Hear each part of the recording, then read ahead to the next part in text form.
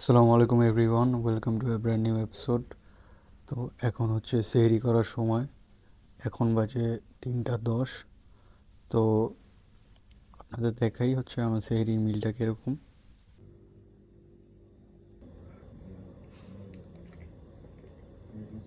তো আপনারা দেখলেন আমার কি খাবার।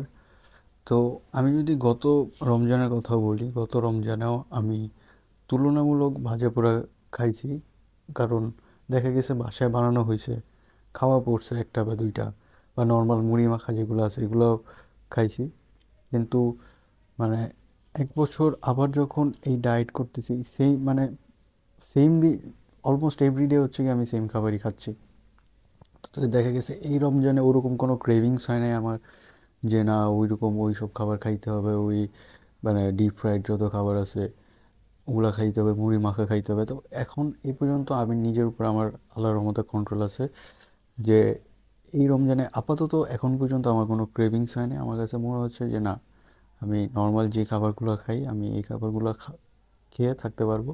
তো এখন যারা ইনিশিয়ালি শুরু করছেন ওয়ার্কআউট করা, তাদেরকে বলবো যে আপনারা মানে অন্তত রমজান মাসে নিজেকে এত রেস্ট্রিক্ট করেন না। কারণ দেখা গেছে যে আমার আপনি যদি আমাকে ফলো করেন আর আমাকে ফলো করার পরে যদি আপনার কাছে মনে হয় যে না আপনি সার্ভাইভ করতে পারবেন, আপনার কাছে কোনো ক্রেভিংস নাই বা কিছু নাই, আপনার মেন্টালি কোনো টর্চার নেই, সেই ক্ষেত্রে আমি অবশ্যই অ্যাপ্রিসিয়েট করবো যে আপনি করেন। কিন্তু যদি আপনার মনে হয় যে না আপনার মানে মেন্টালি আপনার অনেক ফ্রাস্ট্রেটেড হয়ে যাচ্ছেন, মানে এগুলো খাইতে পারতেছেন বা কিছু, এই জন্য হয়তো বা মেন্টালি আপনি মানে ফ্রাস্ট্রেটেড থাকতেছেন, তো আমি বলবো যে আপনি এনজয় করেন রমজান মাসে নর্মাল যে খাবার, এই মানে এক মিলে খাইলে আমার কাছে মনে হয় না যে খুব একটা বেশি আহামরি ক্ষতি হবে। আর আপনি নর্মাল একটা মিল ধর, আপনি ওয়েট লস বা ওয়েট গেইনের জন্য আপনি যে মিলটা বানান এটা আপনার সাইড রাখবেন। রাখার পরে ধরেন যে 1 পিস বা 2 পিস আলুর চপ খাইলেন বা বেগুনি খাইলেন, আপনার যেটা পছন্দ, বা একটু ছোলা খাইলেন বা সবগুলো একসাথে মা খাইলেন। তো এনজয় করবেন, অল্প খাবেন। আর আপনার ডায়েটটা থাকবে হচ্ছে গিয়ে মিনিমাম 80%, বা খুবই যদি কম হয় তাহলে অ্যাটলিস্ট 70% আপনি ফলো করার চেষ্টা করবেন। চেষ্টা করবেন, বাকিটা যদি না হয় তাহলে হয়নি। ঠিক আছে, একদিনের দরকার নেই, একদিনে এত প্রেশার, বা 1 মাসে এত প্রেশার নেওয়ার কোনো দরকার নেই। 1 মাসে বডি বানানো ইম্পসিবল, মানে খুব মানে আপনার 1 মাসে খুব বেশি শ্রেডেড, খুব বেশি মাসেল গেইন, এটাও যেমন ইম্পসিবল। আবার 1 মাসে আপনার ফিজিকে খুব একটা আহামরি এফেক্টও পড়বে না। জাস্ট স্ট্রেংথের একটা বিষয় আছে, বা আপনার কাছে মনে হইতে পারে যে আপনার বডিটা একটু ফ্ল্যাট হয়েছে, এটা সাময়িক। দেখা যায় যে আবার 1 বা 2 সপ্তাহ যখন কন্টিনিউ করবেন তখন আবার আগের মতো হয়ে যাবে। তো আমার সাজেশন এটাই থাকবে যে মানে রমজানের মতো এনজয় করেন, বাকিটা নিজের কাছে। আমি পার্সোনালি মানে আমার তো অনেক বছর হয়ে গেছে দেখে আমি এখন আমার নিজের উপর আল্লাহর রহমতে এই কন্ট্রোল আসছে যে আমার ক্রেভিংস হয় নাই। বাট আমি অন্য সব রমজানে বা গত বছরের কথা আমি আপনাদের সাথে শেয়ার করলাম একটু আগে, যে আমি গত বছরেও আমি এরকম ভাজা পোড়া খাইছি, মুড়ি মাখা খাইছি। তো আমার খুব আহামরি এফেক্ট পড়ে না। আপনি যদি দেখেন আমার গত বছরের কন্ডিশন কীরকম ছিল, আপনি দেখলে বুঝতে পারবেন যে খুব বেশি এফেক্ট পড়ে নাই। আমি অলমোস্ট এভরিডে কিছু না কিছু শেয়ার করি। তো আপনারা দেখতে পারেন যে গত বছর যদি আমার কোনো ভিডিও দেখেন, বা গত বছর আমার যদি কোনো পোস্ট দেখেন, তখন দেখতে পারেন যে খুব বেশি আমার এফেক্ট পড়ে নাই।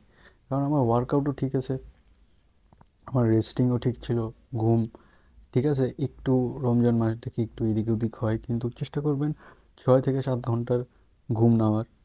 আসলে ঘুমের কারণেই হচ্ছে আপনার বডি ন্যাচারালি মানে গ্রোথ হরমোন রিলিজ করে। তো এই বিষয়টা আপনাকে অবশ্যই প্রায়োরিটিতে আনতে হবে। বাকি ওয়ার্কআউট করেন, নর্মাল খাবার খান, ডায়েটটাও হালকা মেনটেন করার চেষ্টা করেন। 2 মিল না হইলে, যদি আপনি রমজান মাসে 3টা মিল নেন, মানে 3 বেলা যদি খান, একবেলা আপনি ইফতারিতে খাইলেন, 2 বেলা আপনি চেষ্টা করবেন যে না আপনি আপনার ডায়েট বা আপনার রুটিন অনুযায়ী খাবার, তাহলে একটু ব্যালেন্স হবে। ঠিক আছে, খুব বেশি আর নর্মালি। আর ওয়েট ট্রেনিংয়ে আমি পার্সোনালি প্রেফার করব যে সবসময় যেরকম করেন এখন ওইরকমই করবেন। চেষ্টা করবেন যে প্রোগ্রেস করার, আর অ্যাটলিস্ট ওই দিনের বেস্ট দেওয়ার, আর কিছু না। মানে ওই দিনের জন্য আপনার কাছে যেটা মনে হয় যে না এই দিন আজকের থেকে আর বেশি দিতে পারতেছি না এফোর্ট, তো নাই, কোনো অসুবিধা নেই। কিন্তু চেষ্টা করবেন যে মানে ওই দিনের জন্য বেস্ট এফোর্টটা দেওয়ার। বেসিক্যালি এশার নামাজের পরে আমি গত 2 বছর ধরে এই জিম করতেছি। কারণ দেখা যায় যে ইফতারিতে আমি চেষ্টা করি একটু লাইট খাবার খাওয়ার, যাতে আমার ডাইজেশন অনেক তাড়াতাড়ি হয়। আর এশার নামাজের পরে ট্রেনিংটা করি, কারণ ততক্ষণে দেখা যায় যে আমার খাবার ততক্ষণে ডাইজেস্ট হয়ে যায়। তো রোজার টাইমে আমার টিপস থাকবে, মানে ছোট ছোট জিনিস যেগুলো আমি পার্সোনালি ফলো করি। আমি 3টা মিলই খাই, মানে নর্মাল ডে তো আমার 3টা মিলই থাকে। তো আমি যে জিনিসটা আমি ব্রেকফাস্টে করি সেই জিনিসটা আমি ইফতারে করি। আর নর্মাল হচ্ছে কি ওয়ার্কআউটের পরে যে মিলটা নেই, ওইটা আমি যে মিলটা আমি লাঞ্চে খাই সেই মিলটাই নেই। আর রাত্রে হচ্ছে কি আমি অবভিয়াসলি আমার ডিনারে যে মিল থাকে সেই মিলটা হচ্ছে কি আমার শেষটাতে থাকে। তো এতটুকু জিনিস। আর আমার কাছে যেটা মনে হয় যে আপনার যে পানি খাওয়ার যে ব্যাপারটা, এটা হচ্ছে কি আপনার, তো সবাই জানেন যে ইফতারি থেকে আপনার সেহরির মাঝখানে আপনার পানি খেতে হবে। আর অনেক সময় দেখা যায় যে অনেকে চা কফি অনেক বেশি খায়, যার জন্য আপনার বডিতে ওয়াটার রিটেনশন হয়। তো সেই কারণে অনেক বেশি ড্রাই হয়ে যেতে পারে আপনার হচ্ছে গিয়ে বডি। তো সেই জন্য চেষ্টা করবেন কফি আর চা একটু কম খাওয়ার। বাকি আমি নিজেও খাই, আর এই জন্য আমি চেষ্টা করি যাতে আমার পানি আমি বেশি খাই, যাতে আমার মানে রোজা রাখার টাইমে যাতে আমি ডিহাইড্রেটেড না হই। তো দেখা যাক, আজকেও সেম। আজকে হচ্ছে আমার পুল ডে। তো পুল ডেতে আমার উইকলি 2টা পুল ডে। একটা পুল ডেতে হচ্ছে আমি ওয়েটেড চিন আপস মারি, আর আরেকটা পুল ডেতে হচ্ছে কি আমি ওয়েটেড পুল আপস মারি। তো আজকে ওয়েটেড পুল আপস মারবো। তো দেখা যাক কি অবস্থা, আজকের কন্ডিশনটা কীরকম থাকে, যেহেতু আমি একটা মিল কনজিউম করলাম।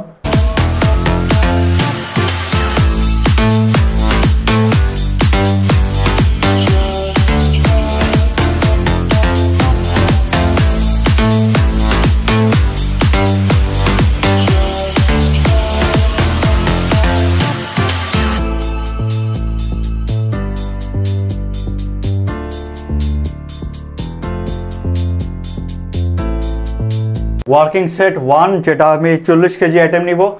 তো দেখা যাক কয়টা রেপ আসে।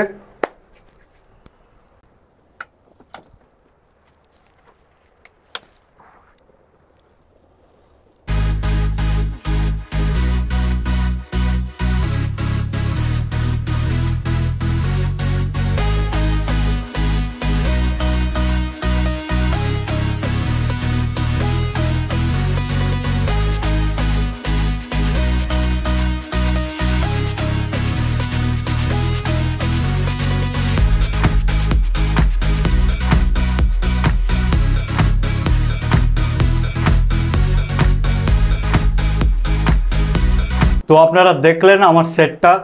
আমি সবসময় এই কথাটাই বলি যে একদম ফেলিয়ারের কাছাকাছি ট্রেন করবেন, মানে আপনার ইন্টেন্সিটিটাকে আপনার যতটুকু সম্ভব মানে অতটুকু আপনার বাড়াইতে হবে। এটা ম্যাটার করে না যে আপনি কয়টা সেট মারতেছেন বা আপনি কতক্ষণ ধরে ওয়ার্কআউট করতেছেন। যেটা ম্যাটার করে যে এটা একটা প্রপার ব্যালেন্স, যে আপনার ওয়ার্কআউটের ইন্টেন্সিটি কীরকম, আপনার ভলিউম কীরকম, আপনার রিকভারি সেশনটা কীরকম। তো সব কিছুর একটা যে ব্যালেন্স, এই ব্যালেন্সটা আপনি যখন মেনটেন করবেন তখন মানে আপনি একটা সুন্দর ফিজিক বিল্ড করতে পারবেন। তো আসলে মেইন ছোট ছোট জায়গাতে আমাদের একটু ফোকাস করা দরকার। অনেক টাইমে দেখা যায় যে কয়েকটা আমরা পারি সে কয়েকটাই আমরা মারার চেষ্টা করি। আসলে ওভাবে যদি আপনি পুশ না করেন তাহলে মানে আপনার মাসেল গ্রো হবে না। মানে একটা লিমিটে আসার পরে দেখবেন যে মাসেল গ্রো হচ্ছে না বা আপনার স্ট্রেংথ বাড়তেছে না, একটা লিমিটেড ওয়েটে অনেক দিন ধরে আটকে আছেন। তো এইসব জিনিসগুলো আপনার রুটিনে আপনি একটু অ্যাড করার চেষ্টা করবেন, তাহলে দেখবেন যে মানে এই ছোট ছোট চেঞ্জগুলোর মাধ্যমে কীভাবে আপনার বডিটা চেঞ্জ হয়।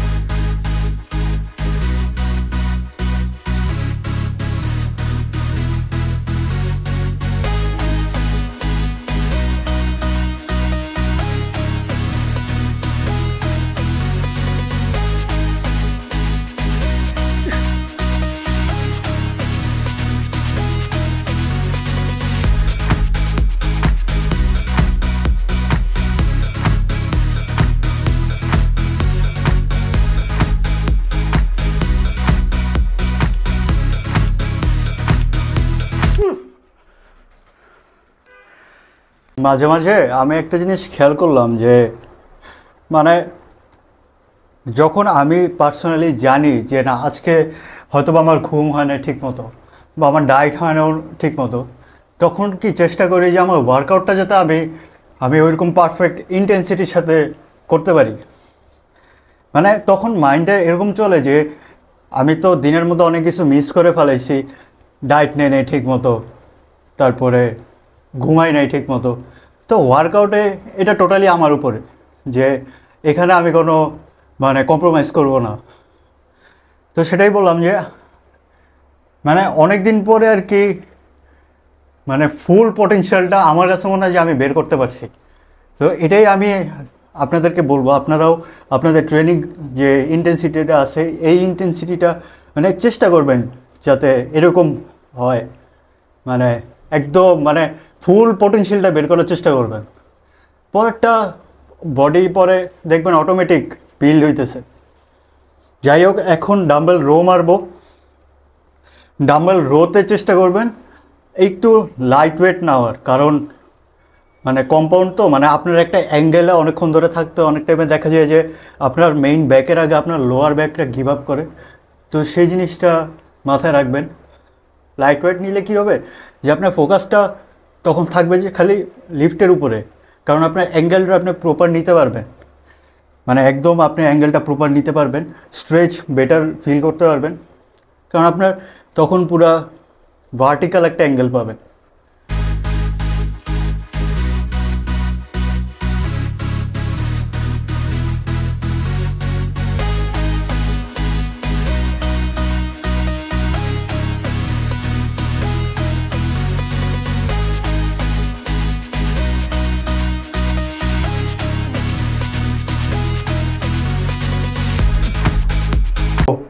এখন হচ্ছে ব্যাক শেষ, এখন বাইসেপস মারবো।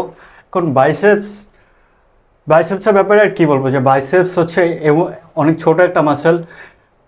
একটা বা দুইটা এক্সারসাইজ চুজ করবেন, ম্যাক্সিমাম 3টা, যাতে আপনি প্রপারলি মাসেলটাকে ড্যামেজ করতে পারবেন। আপনি যদি উইকলি একবার ট্রেন করেন আর্মস, সেক্ষেত্রে আমি বলবো যে আপনি তিনটা সেট রাখতে পারেন।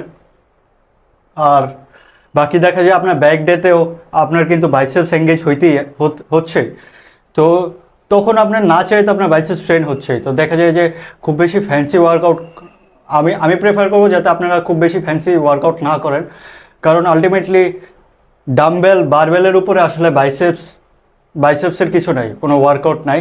Basic dumbbell curl, hammer curl, barbell curl, এগুলাই মানে বেসিক্স, এগুলোতেই মাসেল গ্রোথ হওয়ার সম্ভাবনা অনেক বেশি থাকে, কারণ আপনি স্ট্রেচ করতেছেন, আপনি স্কুইজ করতেছেন, সব কিছুরই আপনার একটা মানে মুভমেন্ট আছে, প্রপার মুভমেন্ট হচ্ছে। বাকি নর্মাল কেবল কার্ল এটা আমার কাছে পার্সোনালি খুব একটা বেশি ভালো লাগে না, কারণ দেখা যায় যে আমি পার্সোনালি খুব বেশি এটাতে মানে কন্ট্রাক্টটা ফিল করি না। আর এমনিতে নর্মাল ডাম্বেল কার্লে আমি যেই মানে ইন্টেন্সিটিটা পাই, আমি যেই মনে করি যে না আমার মাসেল ড্যামেজ করতে পারছি, প্রপার পাম্প করতে পারছি, তো তাই হচ্ছে কি আমি নর্মাল ডাম্বেল কার্ল আর হ্যামার কার্লই করি 2 সেট পার পুল ডেতে। মানে আমার উইকলি বাইসেপসের জন্য 4 সেট হয়, সেম ট্রাইসেপসের জন্য আইসোলেশনের জন্য 4 সেট হয়। তো এইভাবে আমি জিনিসগুলোকে মেনটেন করি।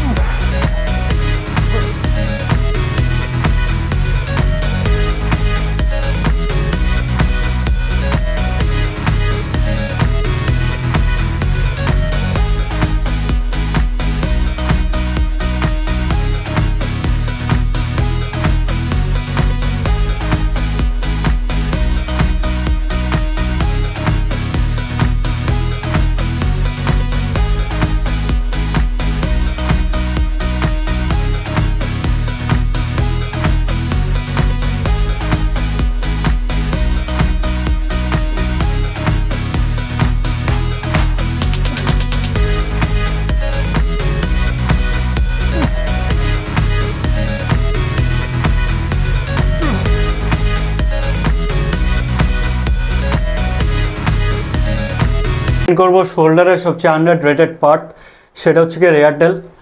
তো রেয়ার ডেল যাদের সবচেয়ে বেশি স্ট্রং শোল্ডারটা হচ্ছে কি তাদেরই দেখতে অনেক সুন্দর লাগে। এটা অনেকে মিস করে, অনেকে শোল্ডার দিয়ে আলাদা ট্রেন করে, কিন্তু দেখা যায় যে 70 থেকে 80% এক্সারসাইজ হচ্ছে গিয়ে ফ্রন্ট ডেলের করে। সাপোজ ধরেন মানে মেশিন প্রেস, ডাম্বেল প্রেস, আননোট প্রেস, ঠিক আছে, ফ্রন্ট রাইজ, তো অনেকে আবার কেবল রাইজ করে, আপরাইট রোজ করে।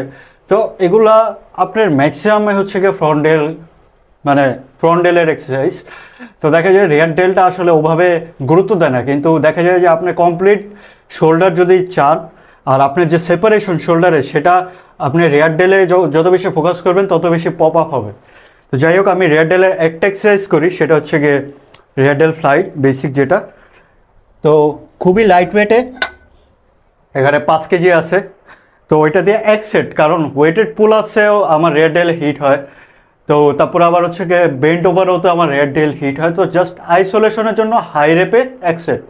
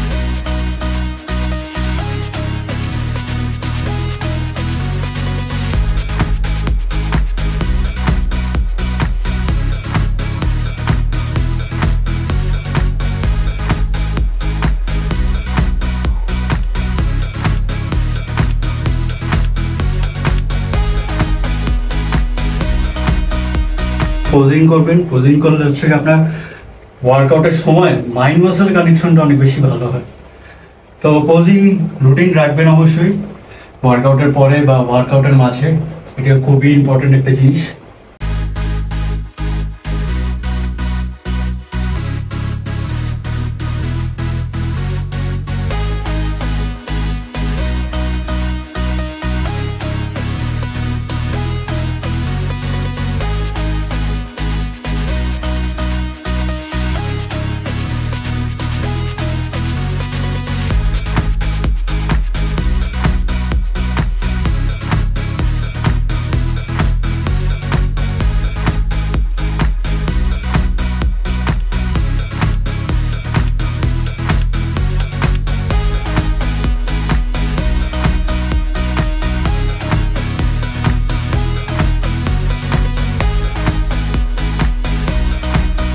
তো আজকের জন্য এই পর্যন্তই থাকুক, আবারও দেখা হবে পরবর্তী একটা ভিডিওতে।